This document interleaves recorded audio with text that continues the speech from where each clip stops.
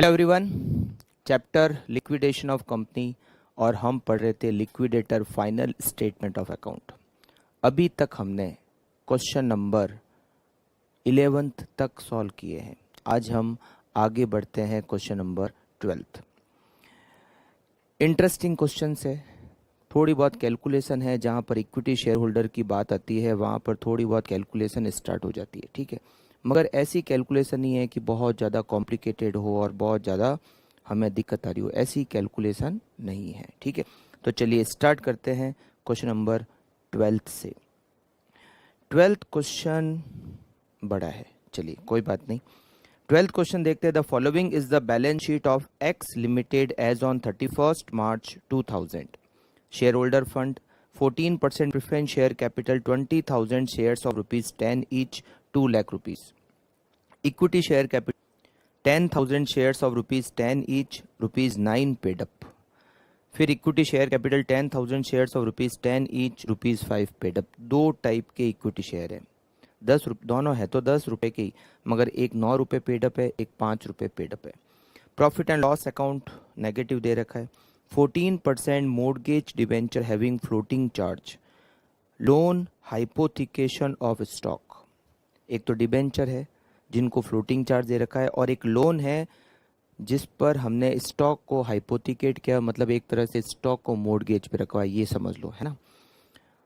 यहाँ पर हमारे लिए हाइपोथिकेशन और मोर्गेज हमारे लिए इस चैप्टर के हिसाब से एक ही बात है। करंट लायबिलिटी में outstanding interest on debenture, trade creditors, outstanding salary and wages, liability for workman compensation, owing to government for telephone and purchase, और owing to government for tax.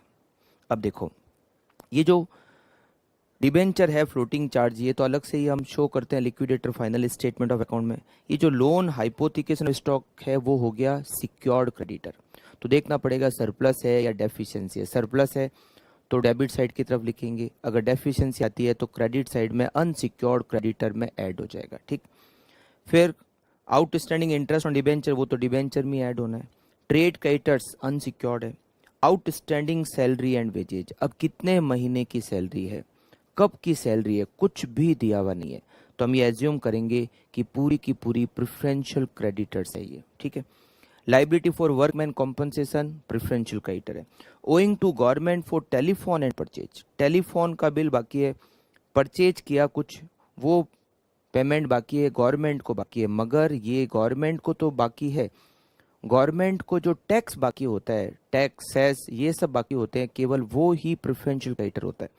ये जो गवर्नमेंट को टेलीफोन के और परचेज के देने, it is not preferential creditor, it is unsecured creditor. हाँ, owing to government for tax it is preferential. अब वैसे तो विद इन 1 ईयर वाला ही जो टैक्स आउटस्टैंडिंग होता है, केवल वो ही हम कहाँ दिखाते हैं, प्रेफरेंशियल में।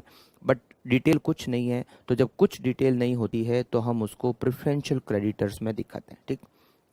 Assets, land and building, plant and machinery, patent, investment, फिर स्टॉक, डेटर्स और cash at bank. The company went into voluntary liquidation on 1 अप्रैल 2000। ये बैलेंस शीट दे रखी है 31 मार्च 2000, मतलब इसी दिन मान लो।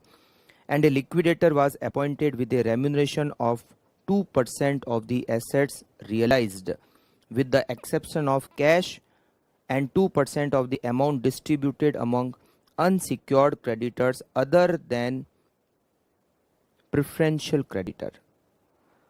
ये यहाँ पर लिखा हुआ है कि रेम्यूनेशन कितना होगा लिक्विडेटर को, 2% किसका, एसेट्स रियलाइज का, और 2% जितना अनसिक्योर्ड क्रेडिटर को डिस्ट्रीब्यूट होगा उसका, मगर प्रेफरेंशियल क्रेडिटर पर नहीं। Stock realise 30,000 and other assets excluding cash realized ₹4 lakh. All assets were realized and payment made on 30th September 2000, मतलब 6 महीने बाद सारा पेमेंट किया गया। तो जब 6 महीने बाद पेमेंट किया गया तो जो डिबेंचर है उस पर 6 महीने का और इंटरेस्ट ऐड करना पड़ेगा। Prepare the liquidator final statement of account assuming the expenses of liquidation ₹5610, ठीक है। हम लिक्विडेशन एक्सपेंसेस को लिक्विडेटर रेम्यूनरेशन के बाद भी लिख सकते हैं, मैंने आपको बताया था। ऐसा बहुत सारे क्वेश्चन में किया हुआ भी है इसीलिए, मगर हम चलो एक ही तरीका रखते हैं तो लिक्विडेशन एक्सपेंसेस को पहले भी लिख लें। तो लिखिए अपन सबसे पहले तो liquidator final statement of account. Liquidator final statement of account, इसमें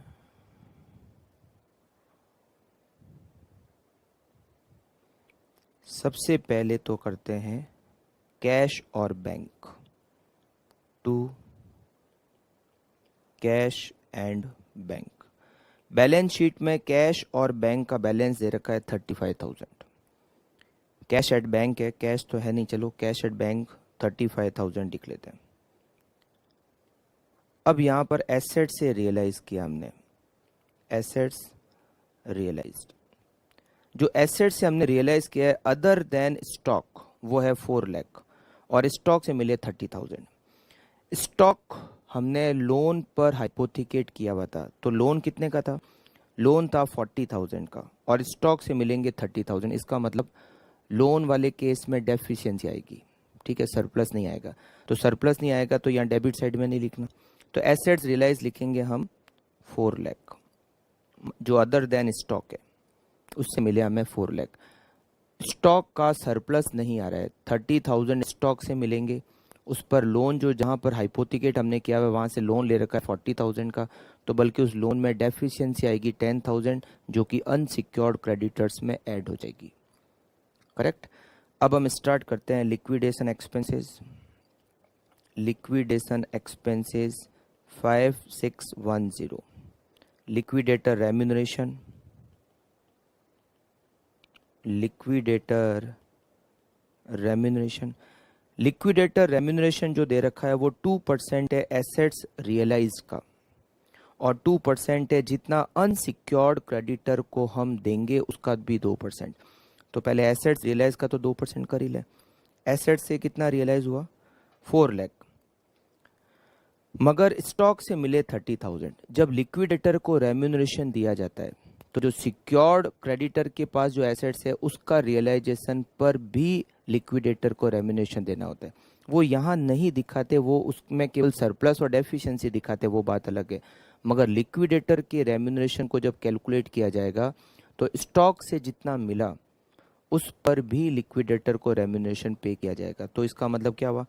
4 लाख प्लस स्टॉक से कितना मिला? 30,000, तो टोटल हो गए 4,30,000 और उसका परसेंटेज है 2, तो मल्टीप्लाई बाय 2%। 4,30,000 का 2% हो गया 8,600। मगर अभी तक और है, अभी तक और कौन सा आएगा?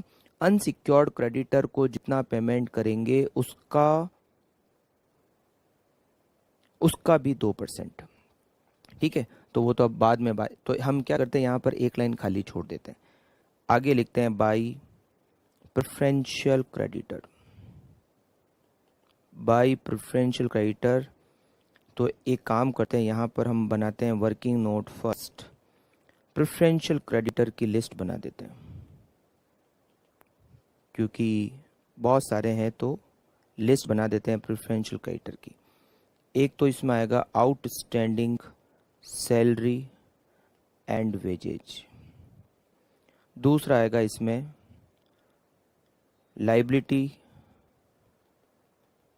लाइबिलिटी फॉर वर्कमैन कॉम्पनसेशन, और एक आएगा इनकम टैक्स ड्यू।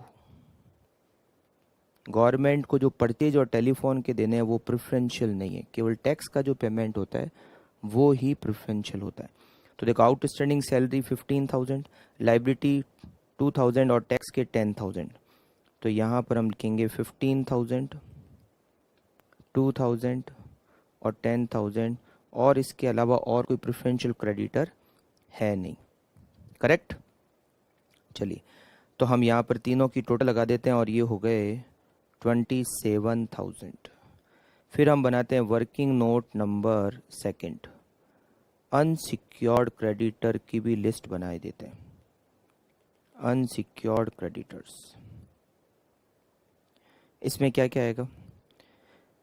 एक तो आएगा ट्रेड क्रेडिटर्स 72,000 और एक गवर्नमेंट को टेलीफोन और परचेज के देने 2,500, ये दोनों आएंगे है ना। और एक वो डेफिशिएंसी जो लोन के केस में आएगी 10,000 की।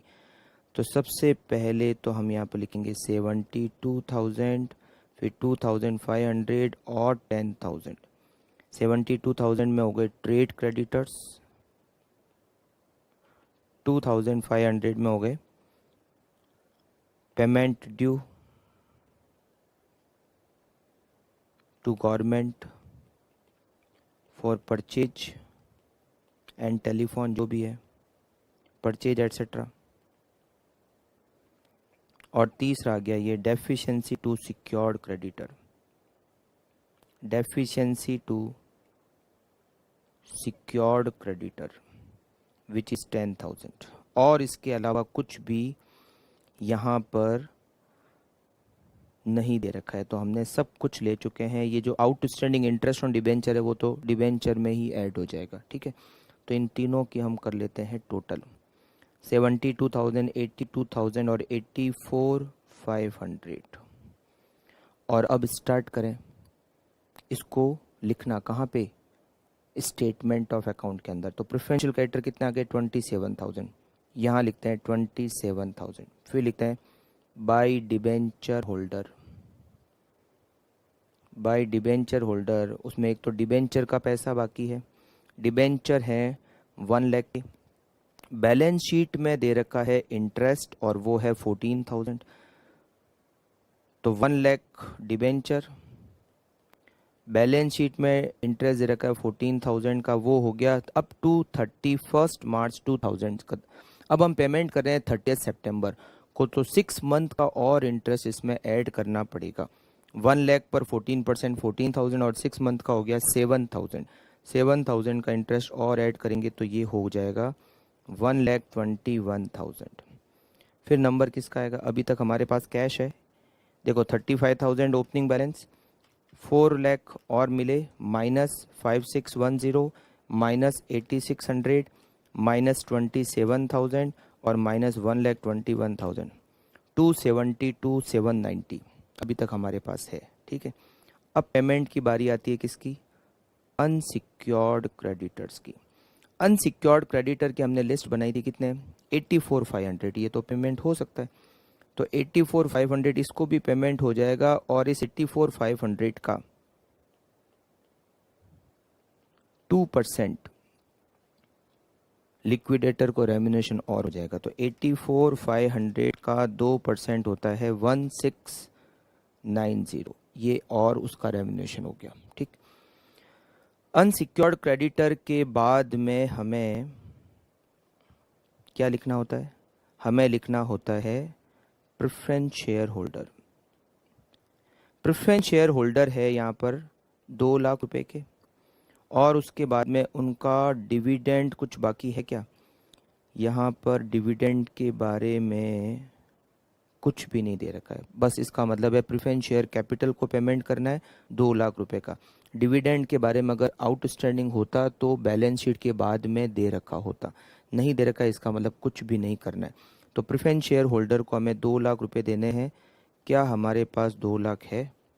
पहले तो ये चेक करते हैं कि ख़त्म हो चुके हैं पैसे।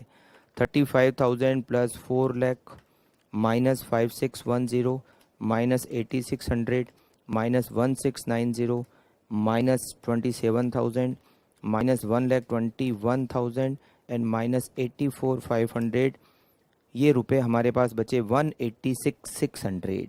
और प्रेफरेंस शेयर होल्डर को देना है 2 लाख रुपए। अब देखेंगे क्या इक्विटी शेयर होल्डर की कॉल बाकी है? बाकी है। चलिए, तो अब वर्किंग नोट बनाएंगे। प्रेफरेंस शेयर होल्डर को अभी पेमेंट नहीं करेंगे, 2 लाख देने हैं, 1,86,600 ही हमारे पास है। तो यहाँ बनाते हैं working note number 3, balance available, balance available after payment to unsecured creditor. Unsecured creditor को पेमेंट करने के बाद हमारे पास बैलेंस बचा 186,600। अब इसमें हम प्लस करते हैं calls from equity share holder. Equity share holder, दो तरह के इक्विटी शेयर हैं हमारे पास। एक है 9 रुपीज़ पेड अप और एक है 5 रुपीज़ पेड अप। तो एक जो 10,000 शेयर है उस पर 1 रुपये की कॉल, और जो 10,000 शेयर है उसके ऊपर 5 रुपये की कॉल। ठीक है, तो यहाँ लिखते हैं हम ₹9 पेड अप। 10,000 शेयर्स है, 1 रुपीज़ की कॉल मतलब 10,000 रुपीज़, और 5 rupees paid up. 10,000 share, 5 rupees की कॉल, दोनों की फेस वैल्यू 10 रुपीज़ है, और ये हो गए 50,000। तो टोटल कितना हो गया? 186,600 प्लस 10,000 प्लस 50,000, 246,600। अब हम पेमेंट करेंगे प्रेफरेंस शेयर होल्डर को। Payment to preference share holder, मतलब प्रेफरेंस शेयर होल्डर को तो पूरे हम पेमेंट कर पाएंगे। कितना देना है? 2 लाख रुपए। अब हमारे पास कैश बच गई 46,600 cash available for equity share holder. Equity share holder के लिए हमारे पास कैश अवेलेबल है 46,600। अब लिखते हैं total number of equity share. Total number of equity share fully paid up, जब कॉल हम कर लेंगे तो फुली पेड अप हो जाएंगे, और 10 रुपीज़ का एक शेयर है, और ये शेयर्स हो गए टोटल हमारे 20,000, 20,000।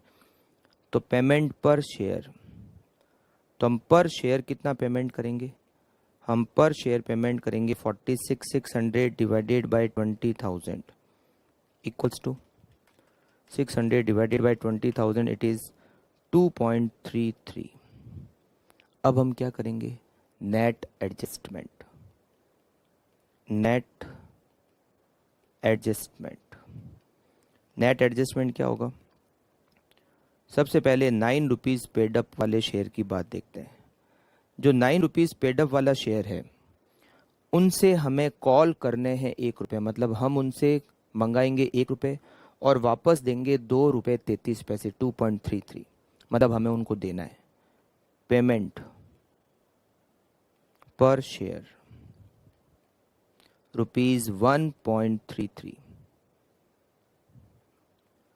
2.33 माइनस 1, 2 रुपये 33 पैसे देने हैं और 1 रुपये लेने हैं, तो नेट देना ज़्यादा है, और कितना ज़्यादा है? 1 रुपये 33 पैसे। अच्छा, अब देखते हैं ₹5 पेड अप। जो 5 रुपये पेड अप वाला शेयर है उनसे हमें 5 रुपये कॉल करने और 2 रुपये 33 पैसे देने। इसका मतलब लेने ज़्यादा है, लेने वाला जो अमाउंट है वो ज़्यादा है, तो इनसे कॉल करेंगे। कॉल पर शेयर ₹2.67, 5 माइनस 2.33। ठीक है, तो यहाँ पर सबसे पहले तो प्रेफरेंस शेयर होल्डर को तो दे ही देते हैं 2 लाख रुपए। अब by payment to equity share holder ₹9 paid up. जो 9 रुपये पेड अप वाले शेयर हैं, कितने शेयर से? 10,000। इनको हमें देने 1.33, मतलब 13,300 हम इनको देंगे, 13,300। और यहाँ लिखेंगे 2 calls from equity share holder ₹5 paid up. 10,000 shares है और इनसे हम कॉल करेंगे 2.67, 2.67, तो ये होते हैं 26,700। अब आपका आंसर अगर इन दोनों की टोटल मिल जाएगी, मतलब आपने वो जो वर्किंग नोट बनाया है वो सही बनाया है। 35,000 plus 4 lakh plus 26,700, total is 461,700. Then 5610 plus 8600 plus 1690 plus 27,000 plus 121,000 plus 84,500 plus 2 lakh और plus 13,300. It is 461,700. और इसको रिकंसिल करने का एक और तरीका है, वो भी चेक कर लेते हैं। ये दोनों 10 रुपए वाले शेयर हैं। जिसने पहले 9 रुपए दे रखे थे कंपनी को, हम उसको वापस दे रहे हैं 2 रुपये 33 पैसे। तो 9 रुपये और 1 रुपये 33 पैसे, 1 रुपये 33 पैसे हमने उसको दिए, तो उसने हमें दिए थे 9 रुपये, हम उसको वापस दे रहे हैं 1 रुपये 33 पैसे। तो उसका नुकसान हो गया 7.67 पर शेयर। जिसने पहले 5 रुपये दे रखे थे, हम उनसे 2.67 और कॉल कर रहे हैं, तो उसका नुकसान हो गया 7.67। करेक्ट। चलिए फटाफट से आप liquidator final statement of account को नोट कर लो, जितना पेंडिंग रह गया है, और उसके बाद में वर्किंग नोट भी मैं आपको बता देता हूं। और ये हमारा क्वेश्चन कंप्लीट होता है, question number 12।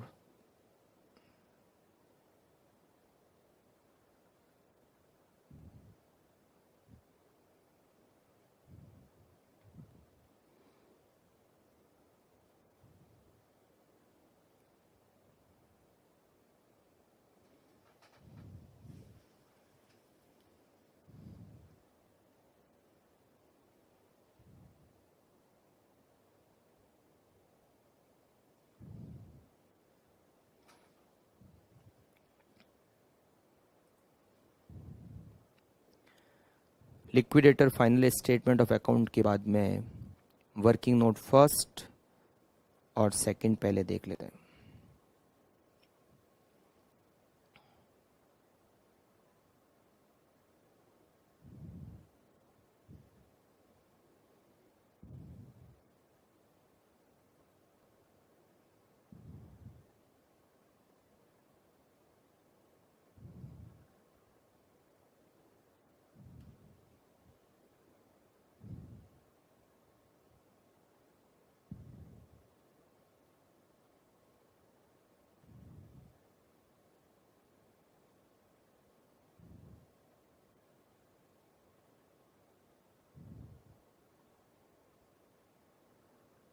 Working note number 3।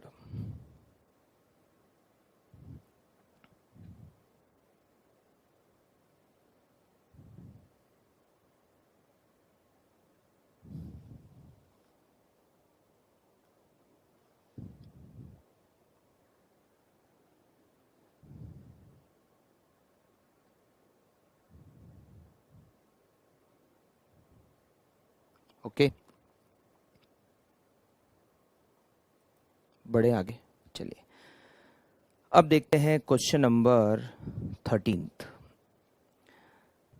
The summarise balance sheet of full stop limited, stop लग ही गया इसके बिजनेस पे, as on 31 March 2011 being the date of voluntary winding up is as under: 5,000 10% cumulative preference share of ₹100 each fully paid up, 5,000 equity shares of ₹100 each 60 per share called and paid up, 5,000 equity shares of 100 each ₹50 per share called and paid up।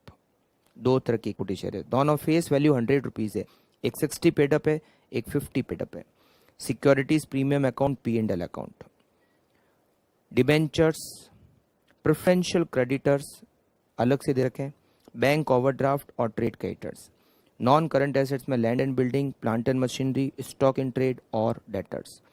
Preference dividend in arrear for 3 years by 31 March 2011, और ये balance sheet भी 31 March 2011 के। The assets realised were as under: land and building, stock in trade, plant and machinery और debtors.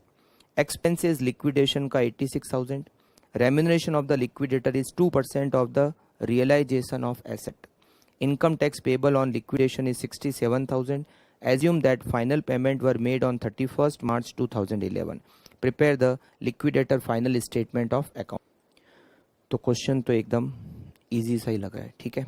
चलिए start करें। See the liquidator. अच्छा, ये सारे पेमेंट यहाँ दे रखा है 31 मार्च 2011 को ही हो गए और ये बैलेंस शीट भी 31 मार्च 2011 की है, मतलब सेम डेट को सारे ट्रांजेक्शन हो गए। ठीक है, चलिए स्टार्ट करते हैं। Liquidator final statement of account. Liquidator final statement of account.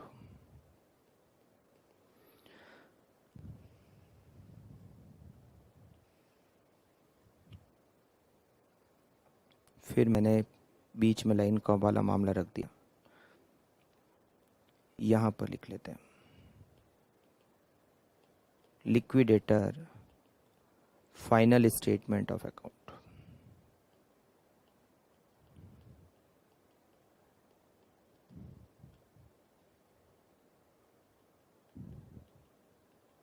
Start करें, चलिए स्टार्ट करते हैं। सबसे पहले क्या लिखेंगे, डेबिट साइड की तरफ कोई भी एसेट्स मोर्गेज पे नहीं है, मतलब सिक्योर्ड क्रेडिटर है ही नहीं क्वेश्चन के अंदर। तो सबसे पहले लिखते हैं टू, कैश और बैंक है क्या हमारे पास, कुछ भी नहीं है। 4 एसेट्स है, land and building, plant and machinery, stock और डेटर। कोई भी एसेट्स मोर्गेज पे नहीं है, तो यहाँ सीधा लिखते हैं टू एसेट्स रियलाइज्ड। अब कहाँ से कितना मिला, लैंड और बिल्डिंग से, लैंड और बिल्डिंग से 6,20,000। एग्जाम में आप ये छोटा नाम मत लिख देना L&B, पूरा लिखना लैंड एंड बिल्डिंग। ठीक है, और कौन से एसेट्स है, स्टॉक से मिले 3,10,000, स्टॉक से 3,10,000, प्लांट एंड मशीनरी से 7,10,000, प्लांट एंड मशीनरी से, और डेटर से 6,60,000, डेटर से 6,60,000। ठीक है, अब हम यहाँ पर स्टार्ट करते हैं पेमेंट करना। लिक्विडेशन एक्सपेंसेस कितने हैं, लिक्विडेशन एक्सपेंसेस है हमारे 86,000 के, तो यहाँ लिखते हैं 86,000। लिक्विडेटर का रेम्यूनरेशन, लिक्विडेटर रेम्यूनरेशन, और वो कितना है, लिक्विडेटर का रेम्यूनरेशन है 2% ऑफ द एसेट्स रियलाइज। तो एसेट से कितने मिले, 620 plus 3,10,000 plus 7,10,000 plus 6,60,000, it is 23 lakh, 23 lakh, और उसका परसेंटेज है यहाँ पर 2%, 2%, 46,000। बस केवल एसेट्स रियलाइज का 2% है और कुछ नहीं। ठीक है, अब नंबर किसका आएगा, प्रेफरेंशियल क्रेडिटर का। प्रेफरेंशियल क्रेडिटर, प्रेफरेंशियल क्रेडिटर देखो, हमें जो बैलेंस शीट दे रखी है उसमें ऑलरेडी प्रेफरेंशियल क्रेडिटर दे रखे हैं 1,05,000 के, और यहाँ पर एक income tax payable additional information में और दे रखा है 67,000। तो ये भी तो प्रेफरेंशियल हुआ, 1,05,000 और 67,000, इट इज 1,72,000। ठीक है, उसके बाद में किसको पेमेंट होता है, डिबेंचर होल्डर को। डिबेंचर होल्डर बैलेंस शीट में दे रखे हैं 2,10,000, और कोई आउटस्टैंडिंग इंटरेस्ट बैलेंस शीट में नहीं दे रखा और आगे भी नहीं होगा क्योंकि सारे पेमेंट बैलेंस शीट की डेट को ही हो गए। तो 2,10,000 देने हैं केवल डिबेंचर होल्डर को। फिर अनसिक्योर्ड क्रेडिटर, अब अनसिक्योर्ड क्रेडिटर में कौन कौन आएगा, बैंक ओवरड्राफ्ट आएगा 4,85,000, और ट्रेड क्रेडिटर्स आएंगे 6 लाख रुपीज़ के। उसके अलावा कुछ भी और एडिशनल इंफॉर्मेशन में अनसिक्योर्ड क्रेडिटर के बारे में कोई इन्फॉर्मेशन नहीं है। तो 1085 दे सकते हैं, हाँ दे सकते हैं, हमारे पास अभी तो खूब कैश पड़ी है 1085। अब किसको पेमेंट करेंगे, प्रेफरेंस शेयर होल्डर को। Preference share holder, preference share holder को देने कितने, 5 लाख रुपए। अब देख तो लें कि हमारे पास 5 लाख है भी या नहीं है। टोटल रिसिप्ट 23 लाख, उसमें से माइनस करना है 86,000 लिक्विडेशन एक्सपेंसेस, माइनस करना है 46,000 लिक्विडेटर रेम्यूनरेशन, माइनस करना है 172 प्रेफरेंशियल क्रेडिटर, माइनस करना है 2,10,000 डिबेंचर होल्डर माइनस करना है 1085, अभी तक 7,01,000 है। अच्छा, लिक्विड प्रेफरेंस शेयर का डिविडेंड भी आउटस्टैंडिंग है लास्ट 3 साल का, तो 5 लाख पे 10% होता है 50,000 एक साल का, 3 साल का हो गया 1,50,000, तो 1,50,000 और 5 लाख टोटल हो गए 6,50,000। मगर हम तीनों पेमेंट मतलब 650 का पूरा पेमेंट आराम से कर सकते हैं, 5 लाख और 1,50,000, तो ये हो गए 6,50,000 रुपये, राइट। अभी तक हमारे पास रुपए बचे हुए, अगर इसमें से 7,01,000 में से 650 माइनस कर दे तो अभी तक हमारे पास 51,000 है अपने पास, ठीक है। तो चलिए, अब 51,000 किनको देना है? इक्विटी शेयर होल्डर को। यहाँ पर 2 टाइप के इक्विटी शेयर है, इसलिए वर्किंग नोट तो बनानी पड़ेगा। अगर एक टाइप के इक्विटी शेयर होते तो 51,000 हम उनको दे देते, काम खत्म, ठीक है। अब यहाँ पर हम बनाते हैं working note number first. Balance available after payment to preference share holder को देने के बाद हमारे पास अभी तक बैलेंस अवेलेबल है 51,000। अब यहाँ करते हैं plus calls from equity share holder. अगर इक्विटी शेयर होल्डर से कॉल किया जाए जो भी अमाउंट पेंडिंग है, तो एक 60 पेड अप है, एक 50 पेड अप है, दोनों 100 रुपये के शेयर है, तो 60 पेड अप वाले से 40 रुपीज़ की कॉल, 50 पेड अप से 50 रुपीज़ की कॉल, और दोनों 5,000 शेयर हैं। तो पहले लिखते हैं रुपीज़ 60 पेड अप। जो 60 पेड अप वाला शेयर है 5,000, 40 रुपीज़ पर शेयर, तो इनसे आएंगे 2 लाख रुपए। और जो 50 पेड अप वाला शेयर है 50 पेड अप 5,000, इनसे 50 रुपीज़ पर शेयर, तो ये हो जाएंगे 2,50,000, और ये सब ऐड कर दें तो होते हैं 5,01,000। ये हो जाएगा cash available for equity share holder. फिर लिखेंगे total number of equity share fully paid up मतलब ₹100। तो ये टोटल शेयर्स हो गए 10,000, 5,000 और 5,000, ठीक है। तो पेमेंट पर शेयर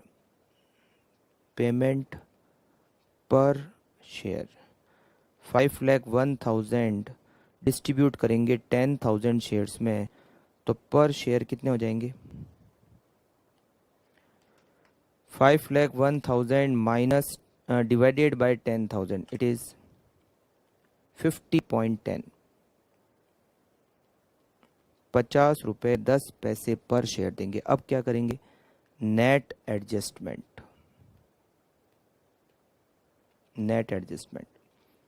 सबसे पहले 60 पेड अप वाले शेयर पे क्या करना है? 40 रुपीज़ कॉल करना है और 50 रुपये 10 पैसे वापस देने। तो वापस देने वाला अमाउंट ज़्यादा है, तो इनको तो हम पेमेंट करेंगे। पेमेंट पर शेयर ₹10.10। कैसे? 50 रुपये 10 पैसे देने हैं, 40 रुपये कॉल करने हैं, तो नेट 10 रुपये 10 पैसे पर शेयर देने हैं। फिर ₹40 पेड अप 50 पेड अप, जो 50 पेड अप वाला शेयर है उनसे हम कॉल करेंगे 50 रुपीज़ और वापस देंगे 50 रुपीज़ और 10 पैसा। यहाँ पर भी पेमेंट वाला जो अमाउंट है वो ज़्यादा है, तो इनको भी हम पेमेंट ही करेंगे। पेमेंट पर शेयर इनको देंगे 10 पैसे, 50 रुपये 10 पैसे माइनस 50 रुपये, ठीक है, दोनों को देना ही है। तो यहाँ लिखते हैं by equity share holder ₹60 paid up. जो 60 पेड अप वाले शेयर हैं वो 5,000 शेयर, पर शेयर हमें देने हैं 10 रुपये 10 पैसे, और जो ₹50 पेड अप, जो 50 रुपये पेड अप वाले हैं 5000 शेयर, उनको पर शेयर हमें देने हैं 10 पैसे। और फिर हम कर देते हैं इसकी कैलकुलेशन और फिर हम करेंगे इसकी टोटल। 5000 मल्टीप्लाई बाय 10.10, ये हो गया 50,500। 50,500 और 5000 मल्टीप्लाई बाय 10 पैसे, ये हो गए 500। और अब दोनों तरफ की टोटल कर देते हैं। 620 plus 3,10,000 plus 7,10,000 plus 6,60,000, it is 23 lakh. इधर की टोटल 86,000 प्लस 46,000 प्लस 172, 2,10,000, 10,85,000, 6,50,000, 50,500 और 500, इट इज़ 23 लाख। ठीक है, अगर आप रिकंसाइल करना चाहो पर शेयर के हिसाब से तो एक तो 60 रुपीज़ पेड वाला शेयर है, एक 50 रुपीज़। 60 रुपीज़ वाले को हम दे रहे हैं 10 रुपये 10 पैसे, तो इसका नुकसान हो गया पर शेयर 60 माइनस 10.10, उसको पर शेयर 49.9 का नुकसान हो गया। और जो 50 रुपये इसको हम दे रहे हैं 10 पैसे, तो इसका भी नुकसान पर शेयर 49.9। करेक्ट। चलिए फटाफट से liquidator final statement of account का बना लीजिए, उसके बाद में वर्किंग नोट बना लीजिए और फिर हम आगे बढ़ते हैं नेक्स्ट क्वेश्चन की तरफ।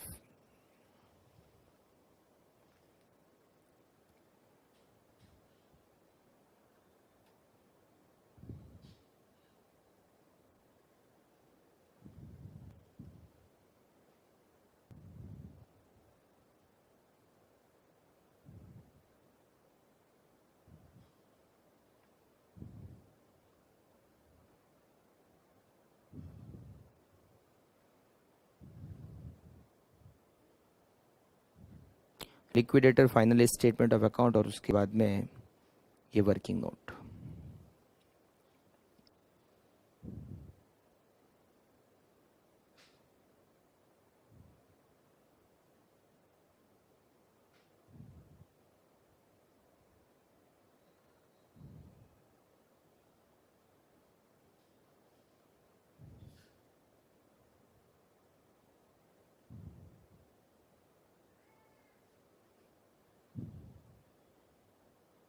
ओके, बढ़े आगे। चलिए अब देखते हैं नेक्स्ट क्वेश्चन, और वो क्वेश्चन नंबर है 14।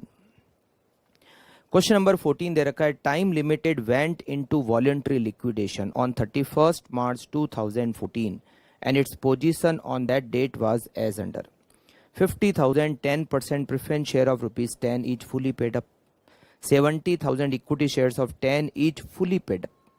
70,000 शेयर है 10 रुपए के, वो तो फुली पेड अप है। और 60,000 इक्विटी शेयर्स ₹5 ईच, ₹3 पर शेयर पेड अप। 70,000 शेयर 10 रुपए वाले फुली पेड अप है, और 60,000 शेयर 5 रुपए वाले, और वो भी 3 रुपए पर शेयर पेड अप है। कॉल्स इन एरियर है 20,000 और कॉल्स इन एडवांस भी है 17,000। कुछ की कॉल बाकी है और कुछ ने कॉल एडवांस में दे रखी है। अगर कॉल्स इन एरियर होता है तो हम यहाँ पर ये एज्यूम करते हैं कि हमें कॉल्स इन एरियर का पैसा मिल जाएगा, और जो कॉल्स इन एडवांस है हम ये मानते हैं कि इक्विटी प्रेफरेंस शेयर होल्डर को पेमेंट करने के बाद हम कॉल्स इन एडवांस का पेमेंट करेंगे।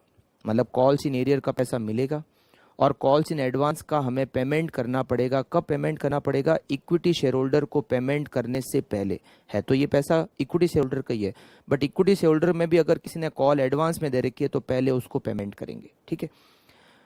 प्रेफरेंस डिविडेंड 1 साल का बाकी है। Amount left with the liquidator after discharging all liabilities is 6,27,000। मतलब केवल शेयर होल्डर का पेमेंट लेना देना बाकी है, 627 बाकी हमारे पास बैलेंस में। Preference dividend in arrear to be paid in priority to the equity capital, sure है। You are required to prepare the liquidator final statement of account. अब इस क्वेश्चन में 2-3 अच्छे पॉइंट है, ध्यान से समझना। हम यहाँ बनाते हैं liquidator final statement of account. बहुत अच्छे पॉइंट है, आप लोग ध्यान से समझना। Liquidator final statement of account. और आज का हम ये करेंगे लास्ट क्वेश्चन, ठीक है, मगर इसमें अच्छे पॉइंट है। टू कैश अवेलेबल, सारा पेमेंट, लाइबिलिटी का पेमेंट मतलब अनसिक्योर्ड क्रेडिटर तक हम पेमेंट कर चुके हैं और हमारे पास रुपए बचे हुए हैं 6,27,000। अब हम यहाँ पर एज्यूम करेंगे कि हमें कॉल्स इन एरियर का पैसा मिल जाएगा, जो भी कॉल का पैसा बाकी है 20,000 वो मिल जाएगा। अब यहाँ पर पहले तो प्रेफरेंस शेयर होल्डर को पेमेंट करना पड़ेगा। प्रेफरेंस शेयर होल्डर 5 लाख रुपए तो होते हैं कैपिटल के, और उस पर डिविडेंड भी बाकी है 1 साल का, तो 5 लाख का 10% 50,000 हो गया, तो ये दोनों मिलकर हो गए 550, ठीक है। अब हम कॉल्स इन एडवांस का पेमेंट करेंगे। कॉल्स इन एडवांस, जो कॉल्स इन एरियर है उसको हमने रिसीव कर लिया, कॉल्स इन एडवांस को पहले आप पेमेंट कर दो 17,000। अब आते हैं हम इक्विटी शेयर होल्डर पर, ठीक है। 70,000 शेयर है, 10 रुपए के हैं फुली पेड अप, और 60,000 शेयर है, 5 रुपए के हैं और 3 रुपए पेड अप। जो भी कॉल्स इन एरियर थी, कॉल्स इन एडवांस थी, वो हम ऑलरेडी एडजस्ट कर चुके हैं। अब फाइनल पोजीशन ये बच गई हमारे पास, ठीक है। अब कैसे करेंगे समझना बहुत अच्छा पॉइंट है इसमें। एक तो ये कॉल्स इन एरियर और कॉल्स इन एडवांस वाला पॉइंट था। अगर कॉल्स इन एरियर है तो हम एज्यूम करते हैं कि कॉल्स इन एरियर का पैसा मिल जाएगा, वो हमने लिख लिया। और कॉल्स इन एडवांस का मतलब प्रेफरेंस शेयर होल्डर को पेमेंट करने के बाद आपको कॉल्स इन एडवांस का पेमेंट करना है। अब बारी आती है इक्विटी शेयर होल्डर को पेमेंट करने की, ठीक है। अब कैसे करेंगे वो समझना। हम यहाँ लिखते हैं सबसे पहले तो बैलेंस अवेलेबल, बहुत ध्यान से समझना क्योंकि इसमें एक और पॉइंट आएगा। एक तो कॉल्स इन एरियर और कॉल्स इन एडवांस का पॉइंट आ गया, एक पॉइंट और अच्छा है, बहुत ध्यान से समझना। बैलेंस अवेलेबल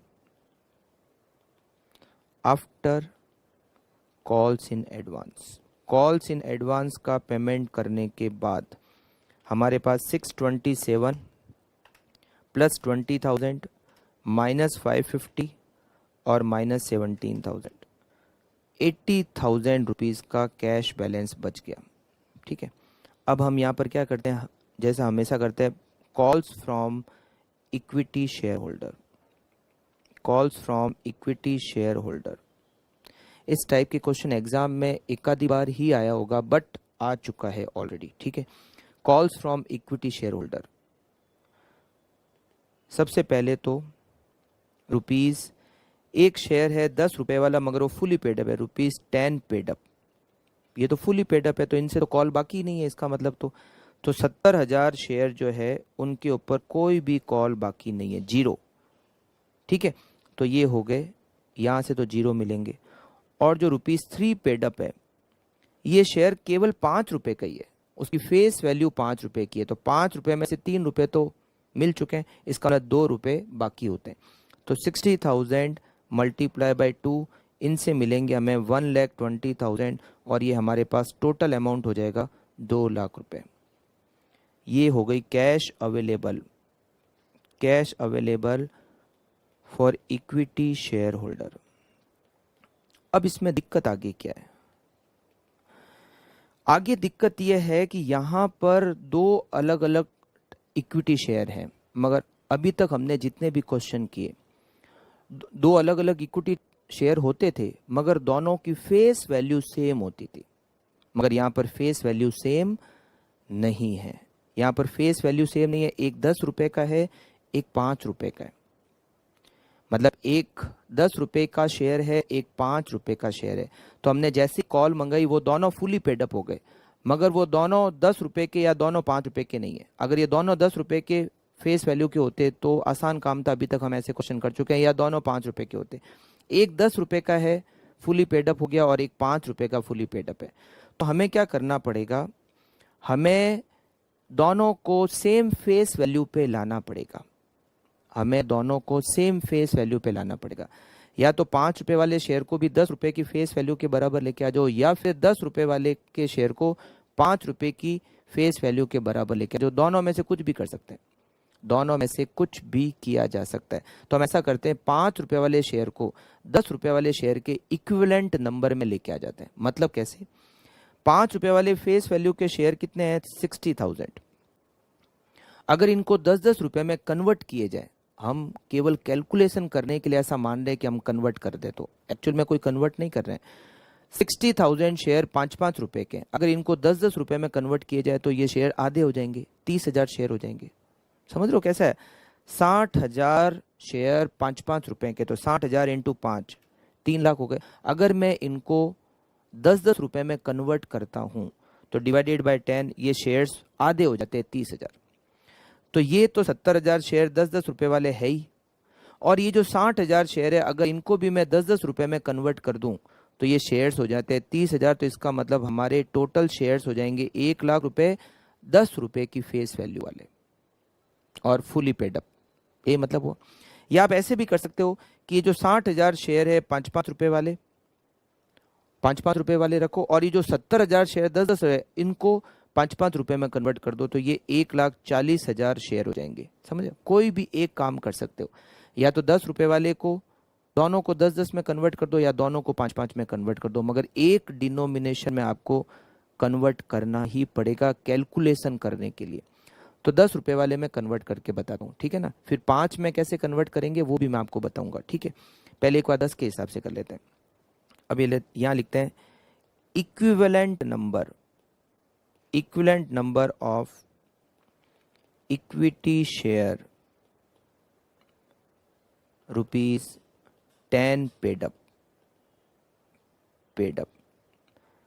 70,000 तो है ही, plus 60,000 multiply by 5 divided by 10। 70,000 share तो थे ही, और 60,000 शेयर 5-5 रुपए वाले थे, तो 60,000 इंटू 5, 3 लाख रुपए के थे। मैंने इसको 10-10 में कन्वर्ट किया तो ये 30,000 हो गए, तो 70,000 प्लस 30,000, ये हो गए टोटल 1,00,000 शेयर। 1,00,000 शेयर हो गए, ठीक। अब हम यहाँ लिखेंगे पेमेंट पर share, 2 lakh divided bye 1 lakh. इसका मतलब हमें इनको देना है 2 रुपए पर शेयर। मगर ये 2 रुपए पर शेयर पता किसको देना है? जिसकी फेस वैल्यू 10 रुपीज पेडअप है। 10 रुपए वाले पेडअप वाले शेयर को 2 रुपए पर शेयर देना है ना? इसका मतलब अगर हम पेमेंट पर शेयर निकाले वापस एक बार, पेमेंट पर शेयर, अभी नेट एडजस्टमेंट नहीं कर रहे हैं, तो ₹10 पेडअप वाले को तो हम देंगे 2 रुपए, क्योंकि हमने ये कैलकुलेशन 10 रुपीज पेडअप वाले के हिसाब से किए। बट अगर वो शेयर 5 रुपए पेडअप वाला है तो उसको केवल और केवल हमें 1 रुपए पर शेयर ही देना है। 10 रुपए वाले को हम 2 रुपए दे रहे हैं, तो दिखती बात है 5 रुपए वाले को हम 1 रुपए ही देंगे। समझा? हमने वो तो कन्वर्ट, कैलकुलेशन करने के हिसाब से कन्वर्ट किया, ठीक है।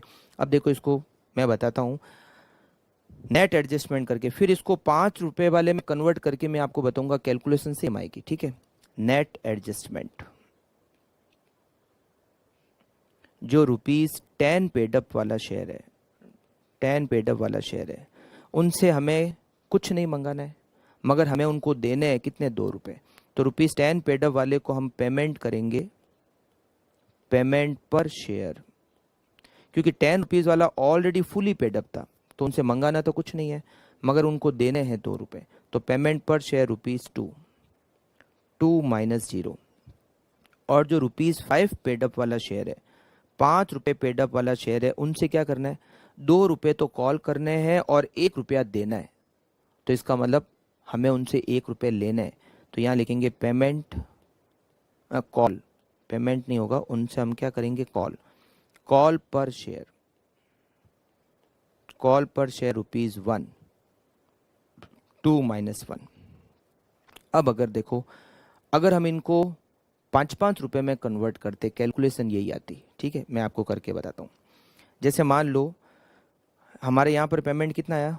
2 लाख रुपए आया। ये कॉल वगैरह मंगाने के बाद में 2 लाख रुपए आ गए। अब हम यहाँ अगर ये लिखते equivalent number of equity share ₹5 paid up, 5 रुपए पेडअप में अगर कन्वर्ट करते तो क्या होता? तो जो 70,000 शेयर हैं वो 10-10 रुपए वाले, उनको 5-5 में कन्वर्ट करते तो ये 1,40,000 शेयर हो जाते हैं। और जो 30,000 शेयर है वो तो ऑलरेडी 5 रुपये पेड अप के ही हैं। तो क्या हो जाता, 1 लाख, ये 60,000 है, सॉरी 30,000 नहीं, 70,000 शेयर 10-10 रुपये वाले हैं। अगर हम उनको 5-5 रुपये में कन्वर्ट कर दें तो ये 1,40,000 शेयर हो जाते हैं, प्लस 60,000 शेयर ऑलरेडी 5-5 रुपये पेडअप वाले हैं, तो ये हो गए 2 लाख। इसका मतलब पेमेंट पर शेयर, हमें पेमेंट पर शेयर करना पड़ता 2 lakh divided by 2 lakh equals to ₹1।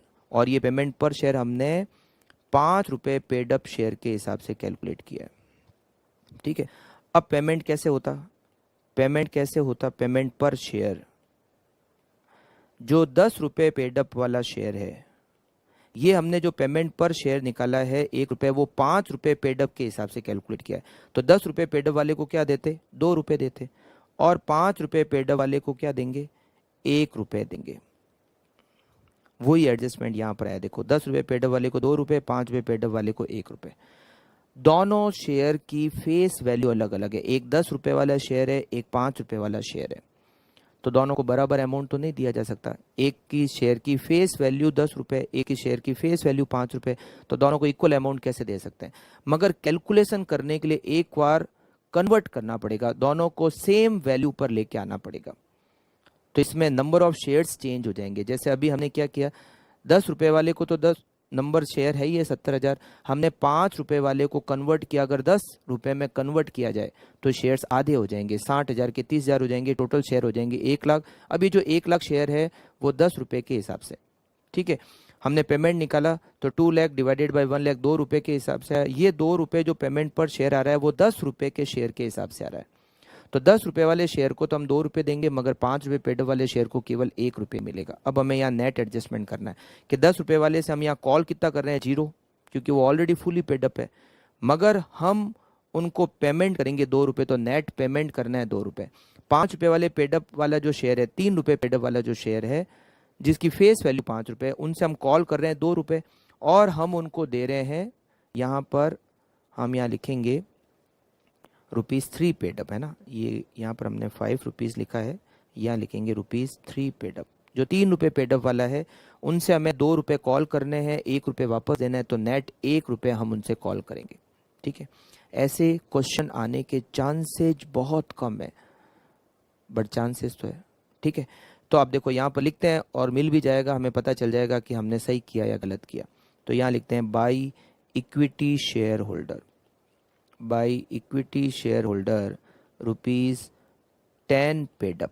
जो 10 पेडअप वाले शेयर है, कितने शेयर है, 70,000, इनको तो देने हैं 2 रुपये पर शेयर, मतलब 1,40,000 का पेमेंट करना है। और यहाँ पर लिखेंगे 2 calls from equity share holder ₹3 paid up, 3 रुपये पेडअप, 5 रुपये फेस वैल्यू वाले हैं मगर 3 रुपये पेडअप है। कितने शेयर है, 60,000, इनसे हमें 1 रुपीज़ कॉल करना है, इसका मतलब 60,000, और दोनों तरफ की लगा देते हैं एक अच्छी सी total. 6,27,000 plus 20,000 plus 60,000, it is 7,07,000। Then 5,50,000 plus 17,000 plus 1,40,000, 7,07,000। तो आपको ये कन्वर्ट तो करना ही पड़ेगा। फटाफट से नोट कर लो, वर्किंग नोट भी नोट कर लो, और उसके बाद में आज की क्लास को हम यहीं पर दी एंड करते हैं।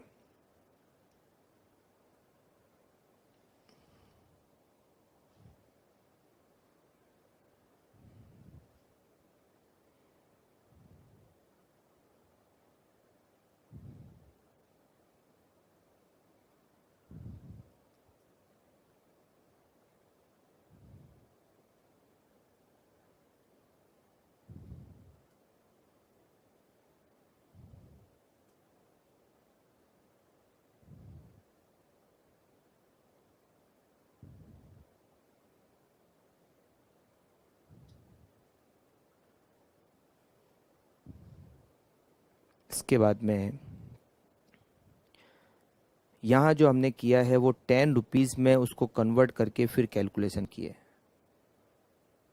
केवल कैलकुलेशन करने के हिसाब से हम मान रहे हैं कि हम उसको कन्वर्ट कर रहे हैं, फाइनली कोई हम कन्वर्जन कर नहीं रहे हैं।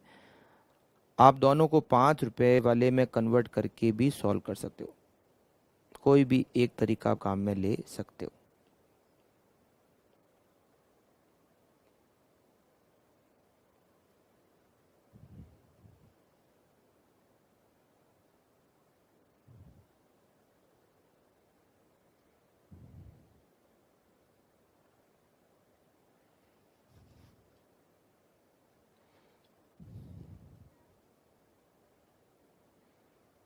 यहाँ पर हम पेड अप की जगह फेस वैल्यू वर्ड काम में ले लेते हैं। ₹10 फेस वैल्यू, और यहाँ भी फेस वैल्यू। ये जो ₹10 वाला शेयर है इसकी तो फेस वैल्यू और पेड अप वैल्यू दोनों सेम है, बट जो ₹5 वाला शेयर है उसकी फेस वैल्यू ₹5 है, मगर पेड अप वैल्यू तो ₹3 ही है ना, इसीलिए मैंने यहाँ पर, तो जो ₹10 वाला फेस वैल्यू का शेयर उसको तो ₹2 देंगे, और जो ₹5 फेस वैल्यू शेयर है उसको ₹1 देंगे। मगर नेट एडजस्टमेंट करने पे पता चलेगा कि इनसे लेना है या इनको देना है।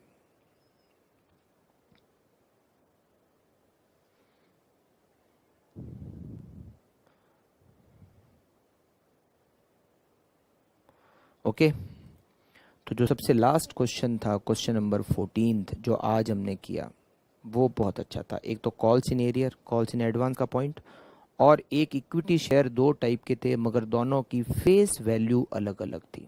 अगर फेस वैल्यू अलग अलग थी तो आपको आज जो मैंने सॉल्यूशन किया है वैसे ही करना पड़ेगा, एक को दूसरे के हिसाब से कन्वर्ट करना पड़ेगा, फिर पेमेंट और फिर नेट एडजस्टमेंट करना पड़ेगा। ठीक है, पहले जितने भी क्वेश्चन किए सबकी फेस वैल्यू बराबर थी। हाँ, पेड अप वैल्यू अलग अलग थी बट फेस वैल्यू सेम थी। ₹100 का शेयर 60 पेड अप, ₹100 का शेयर 50 पेड अप, मगर फेस वैल्यू ₹100 थी या ₹10 थी, जो भी थी। ठीक है, तो ओके, यहाँ पर आज की क्लास को यहीं एंड करते हैं। नेक्स्ट क्वेश्चन नेक्स्ट क्लास में करेंगे। Okay, thank you, bye bye.